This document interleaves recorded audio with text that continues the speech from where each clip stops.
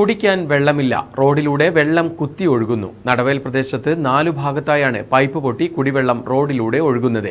Nadavayal, Kattadikkavala, Nadavayal ചിറ്റാലൂർക്കുന്ന് junction, ചിറ്റാലൂർക്കുന്ന് എന്നിവിടങ്ങളിലായാണ് Japan കുടിവെള്ള പദ്ധതിയുടെ pipe പൊട്ടി കുടിവെള്ളം റോഡിലൂടെ ഒഴുകുന്നത്. വെള്ളം റോഡിലൂടെ ഒഴുകാൻ തുടങ്ങിയിട്ട് ആഴ്ചകളായി.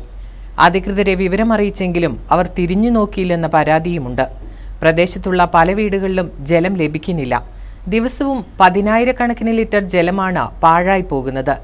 കാറ്റാടിക്കവല ഭാഗത്ത് ഇതിനു മുൻപ് പൈപ്പ് പൊട്ടി ജലം ഒഴുകുന്നത് മലനാട് വാർത്തയെ തുടർന്ന് അധികാരികളെത്തി നന്നാക്കിയിരുന്നു. അതിനു സമീപവും മറ്റു പ്രദേശങ്ങളിലുമാണ് ഇപ്പോൾ ജലം പാഴാകുന്നത്. കഴിഞ്ഞ 2 മാസം കഴിഞ്ഞു ഞങ്ങൾക്ക് ഈ പരിസരത്ത് വെള്ളം കിട്ടിയിട്ട്. പക്ഷേ വെള്ളം വരുന്നുണ്ടോ എന്ന് ചോദിച്ചാൽ വരുന്നുണ്ട്.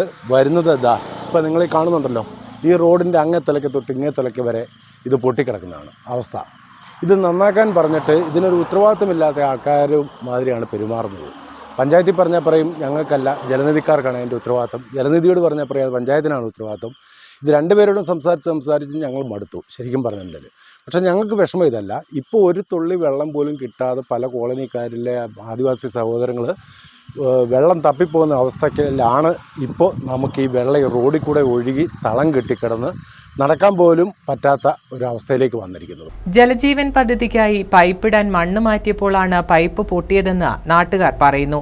പൈപ്പ് പൊട്ടി ജലം ലഭിക്കുന്നില്ലെങ്കിലും മീറ്ററിൽ റീഡിംഗ് കാണിക്കുന്നുണ്ട്.